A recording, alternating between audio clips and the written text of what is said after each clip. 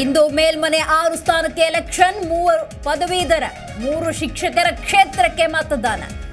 June 6ಕ್ಕೆ 78 ಅಭ್ಯರ್ಥಿಗಳ ಭವಿಷ್ಯ ನಿರ್ಧಾರ.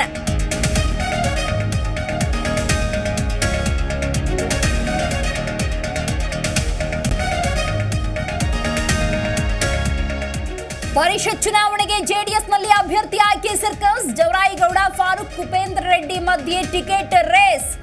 ಎಚ್ಡಿಕೆ ನೇತೃತ್ವದಲ್ಲಿ ಟಿಕೆಟ್ ಟಾಕ್.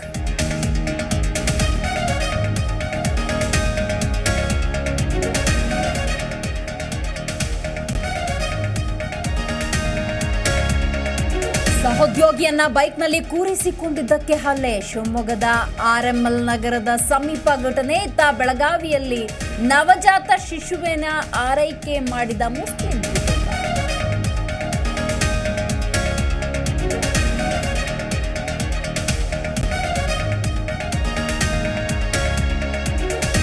ವರುಣಾರ್ಭಟಕ್ಕೆ ಬೆಂಗಳೂರಿನಲ್ಲಿ ಅಲ್ಲೋಲ ಕಲ್ಲೋಲ. ಜಯನಗರ, ಹನುಮಂತನಗರದಲ್ಲಿ ಮರ ಬಿದ್ದು ಕಾರು ಬೈಕ್ ಜಖಂ. ಹೊರಮಾವಿನಲ್ಲಿ ಜಲದಿಗ್ಬಂಧನ.